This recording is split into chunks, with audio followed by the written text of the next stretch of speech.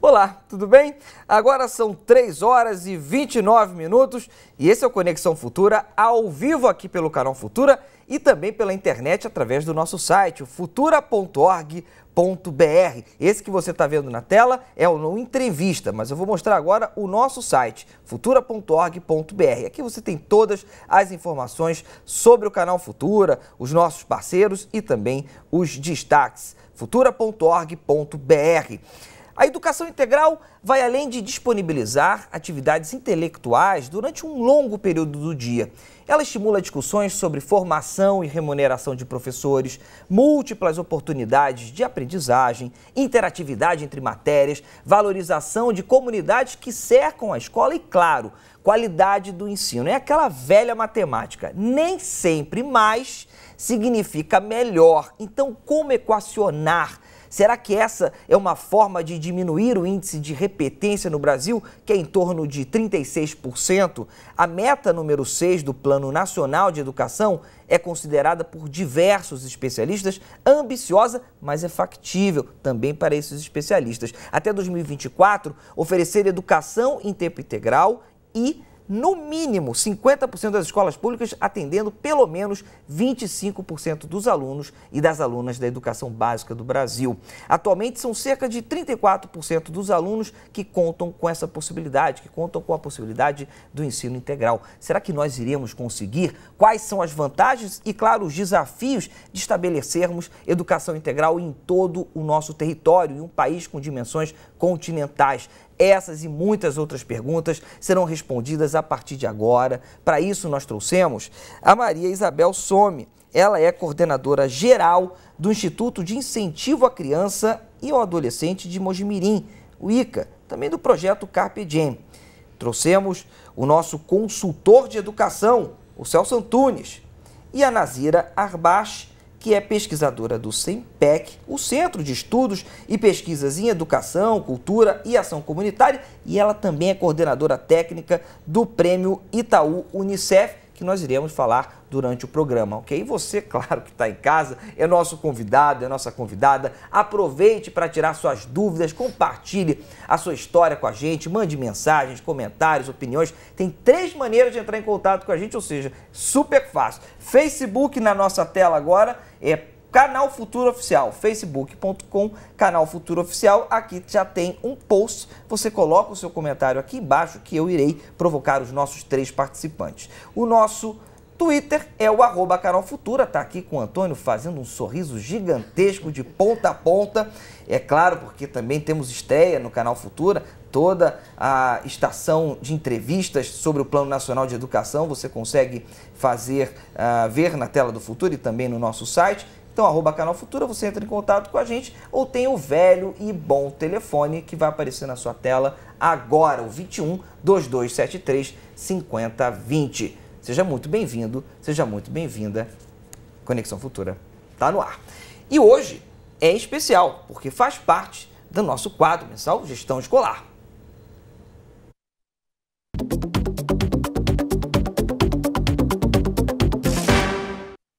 Então vamos discutir educação integral. Professor, por que pensarmos em educação integral? Pensarmos em educação integral porque no mundo inteiro, quando a educação é de qualidade, quando dá sustentáculo a uma verdadeira formação, não se pensa nessa educação fragmentada em poucas horas. Não se imagina a ideia da escola intercalando para alunos diferentes, períodos de manhã, de tarde e noite. Enfim, para caminhar ao lado daqueles países que realmente fazem uma verdadeira educação. Agora, Isabel, quando a gente pensa nesse desenvolvimento em crianças com mais tempo dentro da escola, nós pensamos também em um outro lado, que temos que ter profissionais mais preparados para poder fazer com que aquela escola esteja pronta para isso. Mas estamos num ano de crise com um corte de 7% na nossa pasta, na pasta de educação. Como fazer, então, uma provocação que eu fiz no começo do texto, essa equação? Olha, eu penso que não são poucos os desafios, né? E eu acredito que o primeiro ponto é a gente criar espaços onde a gente possa falar sobre isso, né? Mostrar perspectivas diferentes. Eu falo de um lugar de uma ONG, né, localizada no interior do estado de São Paulo, que atua com a criança e com o adolescente há 17 anos. A gente tem como um princípio que a educação integral, inclusive, ela é garantia de direito, né? Quando a gente pensa em todas as condições de desenvolvimento de uma criança, né? O seu processo, desde a saúde física, a sua saúde emocional, como que a gente trabalha isso, né, com esse desafio que também é econômico.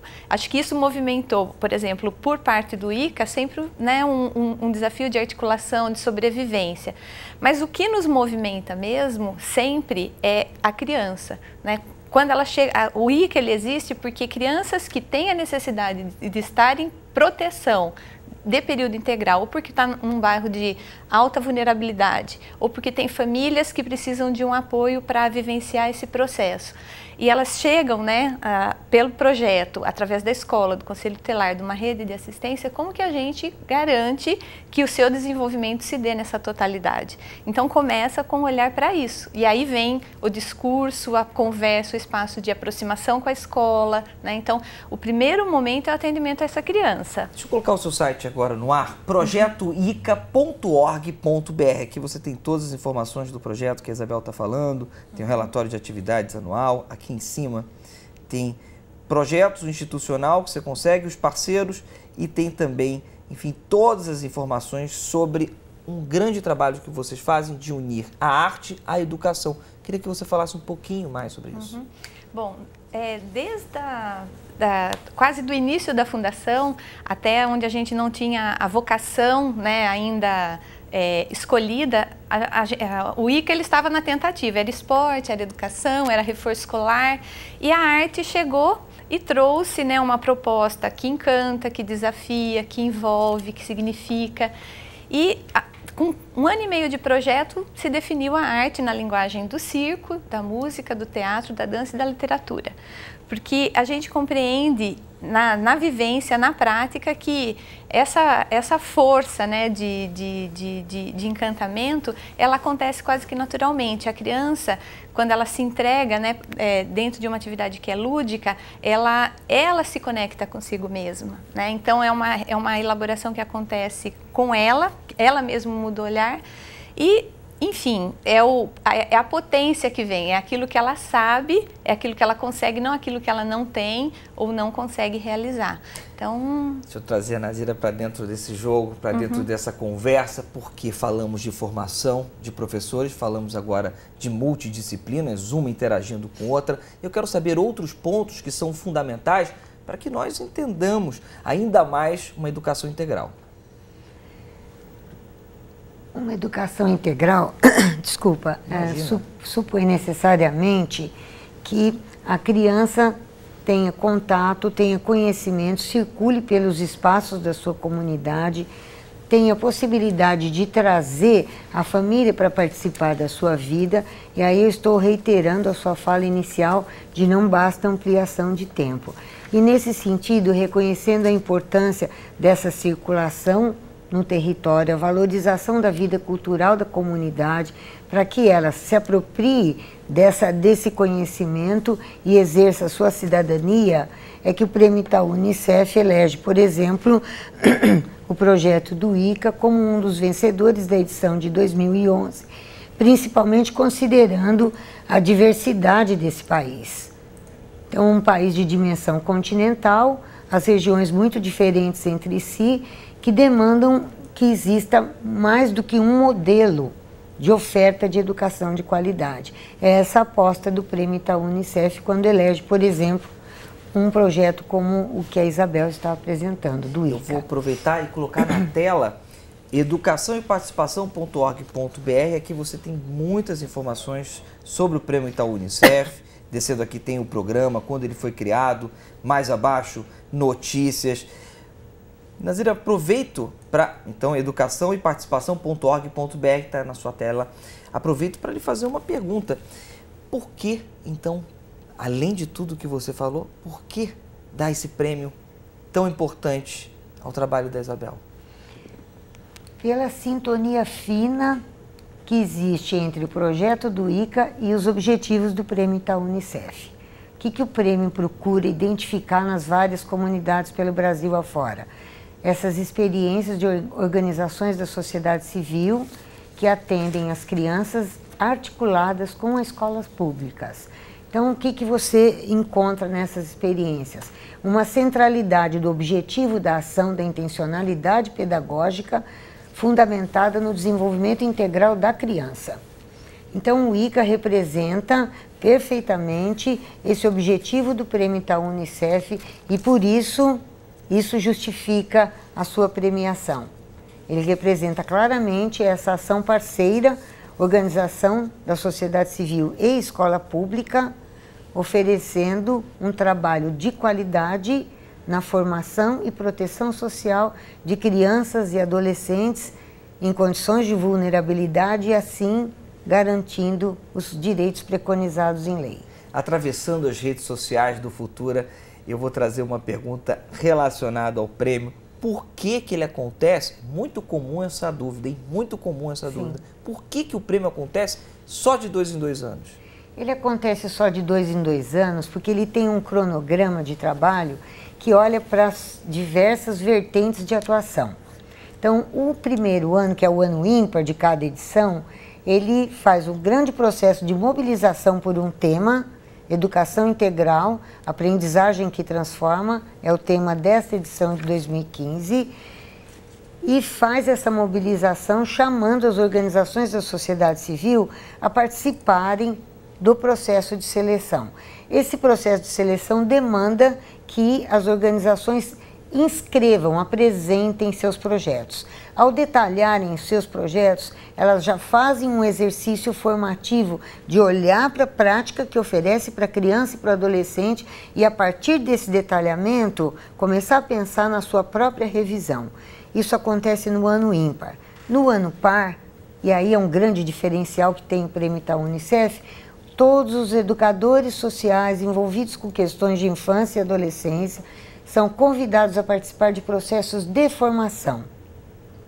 Então, nós vamos passar o ano par de cada edição, trabalhando com a formação desses educadores sociais, professores das escolas públicas, buscando essa qualificação daquilo que na ponta chega para a criança e para o adolescente. Eu gostaria, então, de avisar você que as inscrições para o prêmio estão abertas até o dia 25. É muito fácil. Entra em fundaçãoitaúsocial.org.br. É esse site que está na sua tela. Aqui embaixo tem escrito inscrições, está aqui bem claro, inscrições abertas. É só entrar aqui e você vai conseguir ler todas, enfim, as dependências e poder inscrever o seu projeto. Ok? Professor Celso, aproveitando também Fundação Itaú Social, tem uma grande pesquisa sobre educação integral, que é o Percursos da Educação Integral. Também você consegue pegar todo esse material aqui dentro do site da Fundação Itaú Social, ok? E me chamou muito a atenção uma experiência do doutor, que aconteceu na escola, doutor Deoclésio Dias Machado Filho, que fica no Rio de Janeiro. O que ele fez? O que os professores fizeram, né? Não foi uma pessoa isolada, foi um conjunto de professores que resolveram utilizar as dependências do Rio de Janeiro para poder ensinar história, para poder ensinar língua portuguesa. Por exemplo, eles foram até o Museu do Corpo de Bombeiro para poder ensinar língua portuguesa, foram até Petrópolis, uma cidade vizinha, 50, 60 quilômetros aqui do Rio de Janeiro, para falar de integração entre as disciplinas de História e Geografia. Como que os professores podem se atentar ao seu redor, à comunidade que os cerca, para poder utilizar os mais diferentes espaços públicos, como o João do Rio falava, para a gente poder aprender as diferentes matérias? Primeiro, Tiago, libertar-se da ideia de que educação é instrução. O que realmente caracteriza a grande diferença do Brasil com países educacionalmente mais avançados é essa. Grande parte da educação brasileira é instrucional. É a matemática, é a geografia, a história, a biologia, a ciência. Não se trabalha valores, não se trabalha integridade, não se trabalha relações interpessoais, não se trabalha o pensar, não se aprende a argumentar. Então isso tem que ser superado imediatamente. E em segundo lugar, pensar que essa escola de 3 períodos para 3 turmas diferentes, manhã, tarde e noite, é reflexo de uma época em que a explosão demográfica imensa no Brasil, O Brasil assistiu o nascer de mais de 3 milhões de crianças a cada ano e era preciso colocá-las na escola e, portanto, era preciso multifacetar os períodos. Essas taxas desapareceram. Hoje o Brasil tem uma queda de natalidade sensível, o número de crianças é menor e, portanto, é preciso, efetivamente, com ideias como essas e muitas outras, fazer com que a permanência dele na escola dure mais. Senão, na verdade, nós estamos ainda correndo atrás de países que estão muito além e jamais serão alcançados pelo nível que a educação brasileira se fixa nesse dogma instrucional. Não é? Em tempos de internet, vai lá o professor instruir o que a tecnologia pode fazer com muita facilidade. Ok, eu quero a sua participação que está em casa.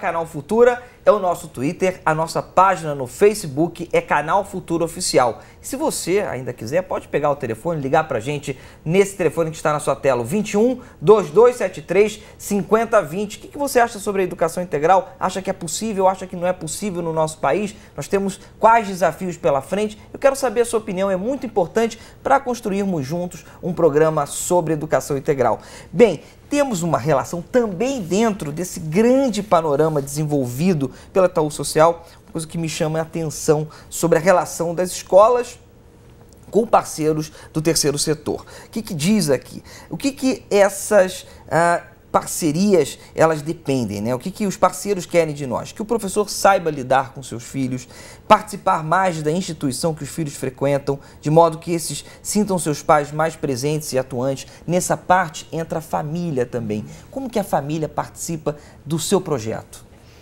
Bom, a gente costuma dizer que de várias formas, né? E cada caso acaba trazendo a sua condição. Mas se a gente tiver que olhar em linhas gerais, a gente acaba, do lugar que o ICA fala, ele produz muita cultura, né? Muitas intervenções, mediações de leitura. Então, quase que naturalmente a família se aproxima, porque a criança convida a família para ir para um espetáculo que ela está participando, que ela produziu. Mas, para além disso, a gente vivenciou com os casos que a gente atende as dificuldades de aprendizagem. Né? E como que a gente trabalha isso é uma das dimensões de formação da criança. Então, a proximidade com a escola veio por parte do ICA até por essa ausência da família. A partir do momento que você envolve a família para realizar esse trabalho, a gente entende que a criança tem um apoio da própria estrutura familiar, né? Que coloca esse valor para a realidade dela. Não é um processo fácil, o prêmio, acho que ele traz essa reflexão, né? Nós somos sujeitos históricos. Quando a gente se aproxima, né, da sua pergunta agora há pouco, de como a gente se articula com a comunidade, né, é muito importante saber que saberes não se dão só no espaço da escola, né? A relação com o bairro, a relação com o trânsito social influencia saberes. Quando a gente estabelece relações que significam mais para a criança, para o adolescente, ele naturalmente vai aprender, né, e vai gostar do lugar onde ele está, da família onde ele está, independente das diferenças sociais, educacionais, né?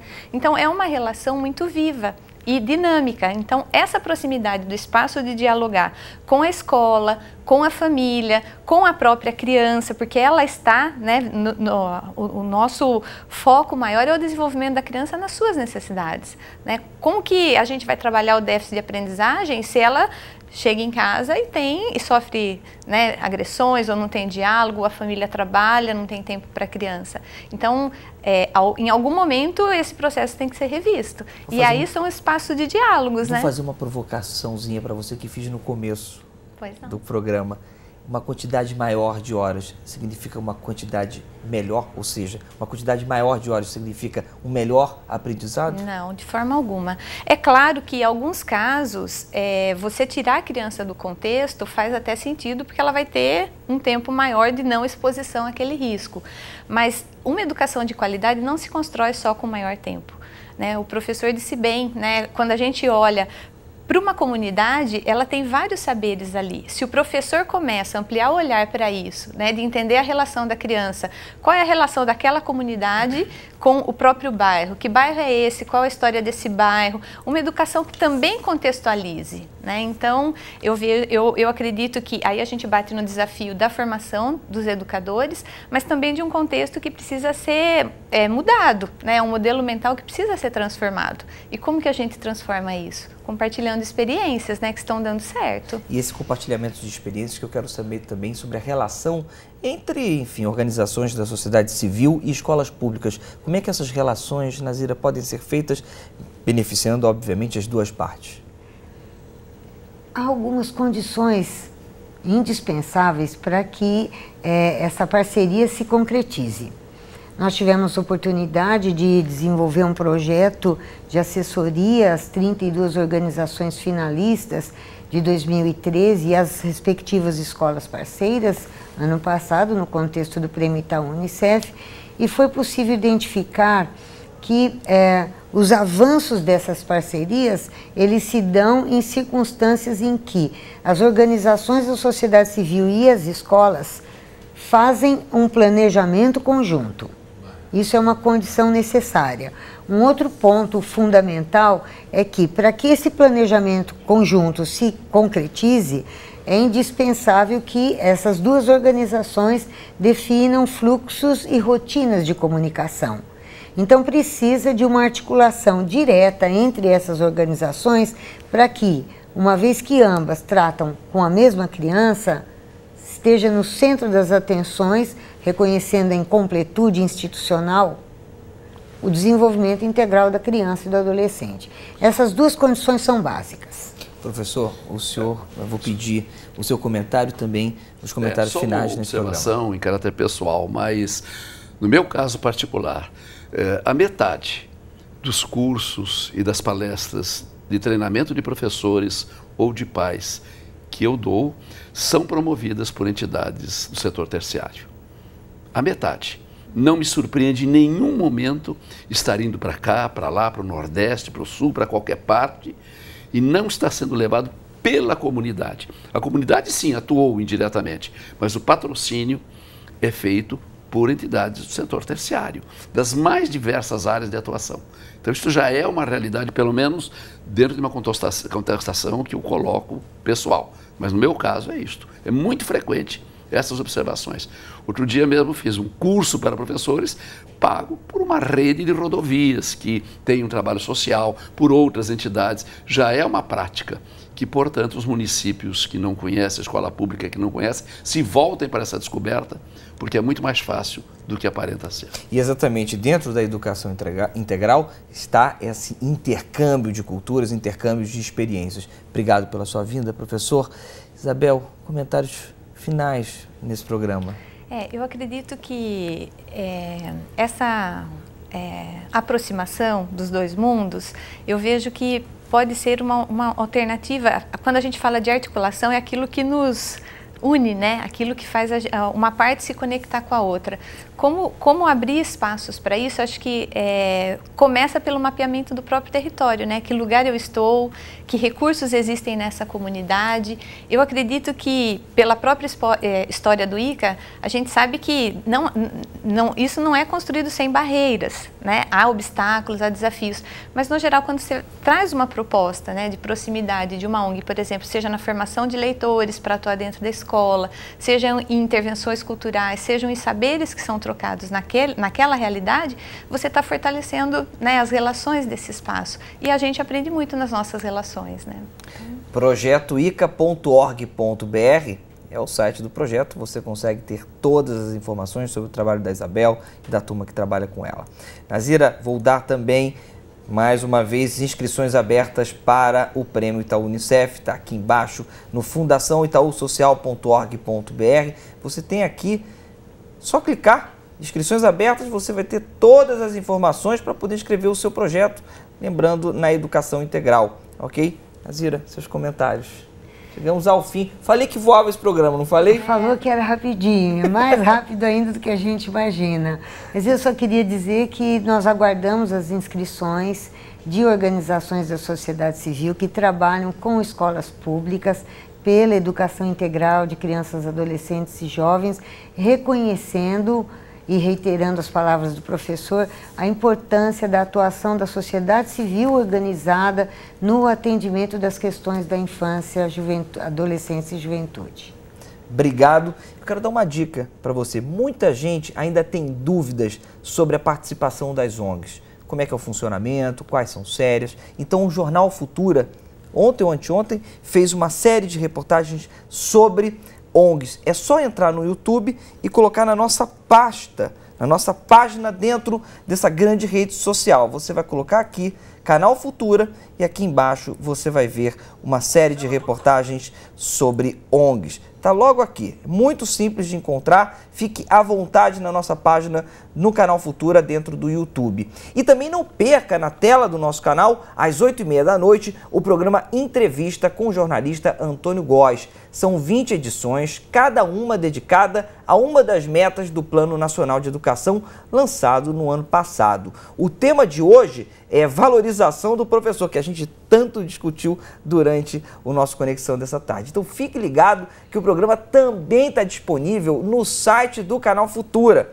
É muito simples entrar, é só vir aqui, futura.org.br/entrevista. Aqui você tem todas as entrevistas feitas sobre as metas do Plano Nacional de Educação com especialistas. Temos a Alejandra Velasco, nós temos Ricardo Henriques, enfim, fique à vontade. Eu espero aqui você de segunda a sexta-feira no Canal Futura. Seja sempre muito bem-vindo. E também temos as exibições do Conexão Futura, meia-noite e também às 7h30 da manhã. Tá bom? Tchau, tchau.